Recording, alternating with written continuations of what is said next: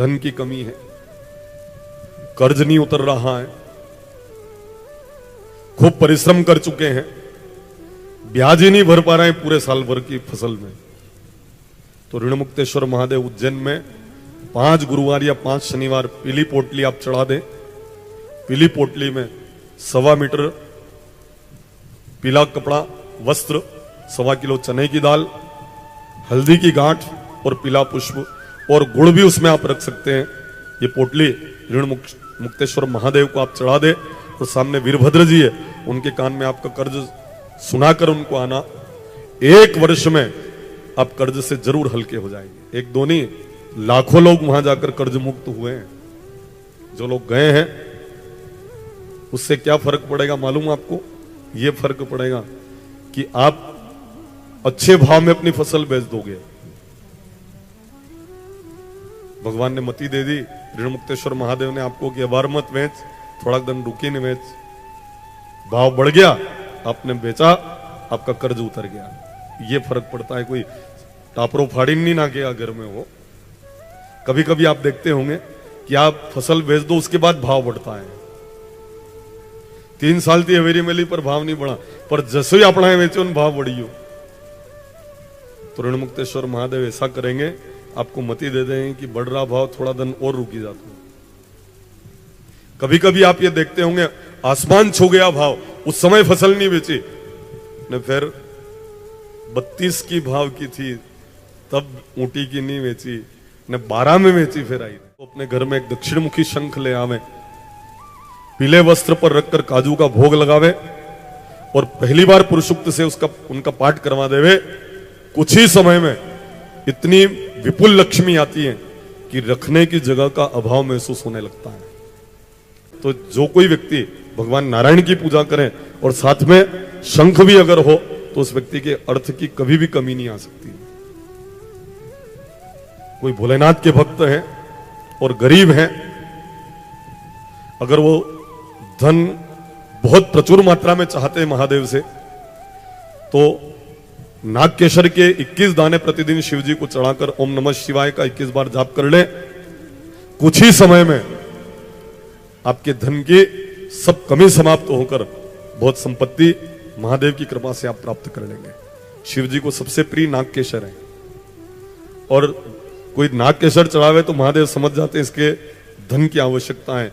जो गुणनिधि नाम के चोर को कुबेर भंडारी बना देते हैं, ऐसे देवादिदेव महादेव कुछ ही समय में आपके सारे जो ऐसा योग बन रहा है कि आप गरीब रहे, उस योग को मिटाकर आपको धनवान मेरे महादेव बना देते हैं। तो समाधान सब बता रखा है शास्त्रों में, उसके अनुरूप आप समाधान कर लें। 13 से बीज तक अगर कोई बिलपत्र की छाया में घी का दीपक लगाकर कनक धारा स्तोत्र का पाठ करें, देशांतर्गता लक्ष्मी समायाति न संशय। दूसरे देश में गई हुई लक्ष्मी भी वापस उस घर में चली आती। जो बहुत पैसे वाले थे पूर्व में, बहुत धन था जिनके पास, परंतु समय ऐसा आया जीवन में कि धन समाप्त हो गया, और अगर निर्धन वो व्यक्ति हो गया तो उसको बिलपत्र के नीचे घी का दीपक लगाकर कनक धारा स्तोत्र का पाठ करना चाहिए। क्योंकि कनक धारा स्तोत्र वह स्तोत्र है जिससे आद्य शंकराचार्य जी महाराज ने स्वर्ण की वृष्टि करवाई थी। सोने की बारिश हो गई ऊपर से। ये उस नाम ही तो कनक धारा है, कनक यानी सोना, धारा यानी कि धारा।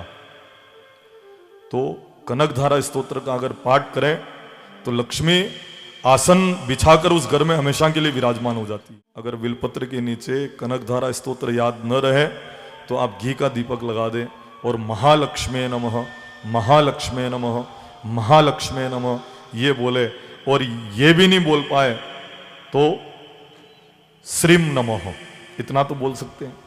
श्रीम नमः, श्रीम नमः 3 माला जाप कर ले तो आपके घर में स्थायी रूप से लक्ष्मी आसन बिछाकर विराजमान हो जाएगी। जो निर्धन है और अगर लक्ष्मी की कृपा हो चाहते हैं, मेहनत तो करना पड़ेगी हो, ऐसा नहीं कि आप ये करके बैठ जाओ और फिर खेत पे भी नहीं जाओ।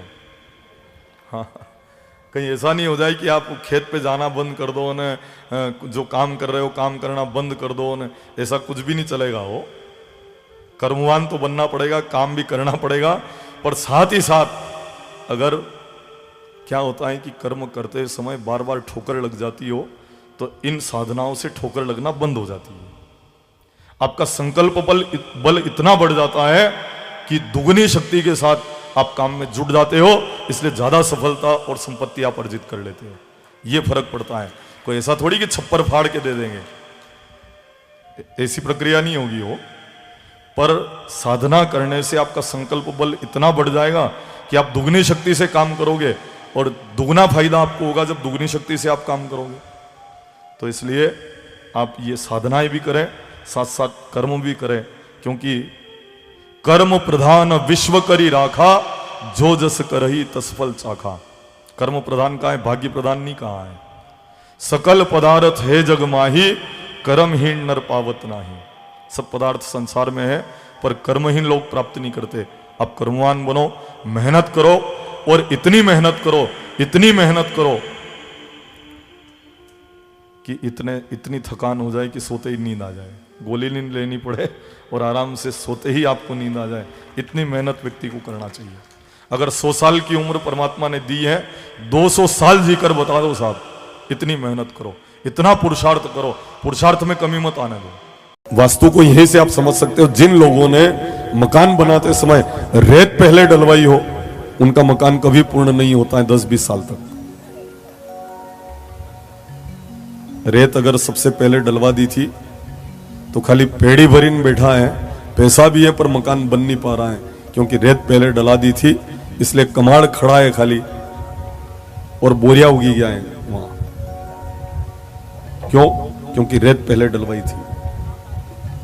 देखो जिनके मकान का काम पूर्ण नहीं हुआ, रेत पहले डलवाई थी क्या? हाँ, इसलिए मकान का काम पूर्ण नहीं हो रहा। हम डराने के लिए नहीं बोल रहे हैं, हम कौन सी चीज पहले डलाओ ये आपको बता रहे हैं। मकान का सुख चाहिए तो रेत मत डलवाना, सबसे पहले आप सलिया या गिट्टी डलवाना। रेत बिखरती है, उस तरह आपके मकान का काम बिखर जाता है। पैसा भेरा करया, मकान बनना था, रेत डलवा दी, पर वणा के टांग जोड़ावा में वे सब पैसा में लग गया है, मकान नहीं बन पा रहा है। तो जिनके रेत पहले डलवा दी और मकान का काम अगर रुका हुआ है, उनको क्या करना ये मैं अवगत करवा रहा हूं। आप एक काम करना, आप 11 तगारी रेत या 1 डंपर या 1 ट्राली रेत, कहीं बालाजी के मंदिर का काम चल रहा हो, वहां पर आप दान कर देना, तो आपके रुका हुआ कार्य जरूर प्रारंभ हो जाएगा।